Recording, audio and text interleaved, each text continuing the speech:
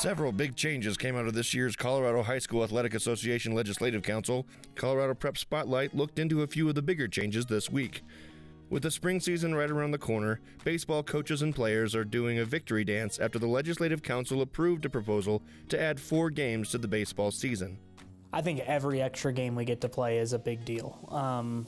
We don't get much time with our players, and the season's a very short season. So to take time, add a couple of games, get to 23 games, and then go to playoffs allows us to build better relationships with kids. It allows the kids to play in a few extra games. Some of the guys that don't get as much playing time, they also will get more opportunities to play because we're adding additional games to the schedule. But I think this is a huge victory for high school baseball. It's really more about creating opportunities for kids, not limiting opportunities for kids. And I think that the Legislative Council looked at it from that particular standpoint.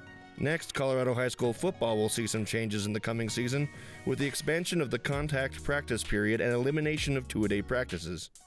Changing the calendar to allow for additional practices prior to the start of the season is really a safety issue, and one that is being reflected to what's happening across the country, what's happened at the college level, to get kids more prepared to play a very physical game.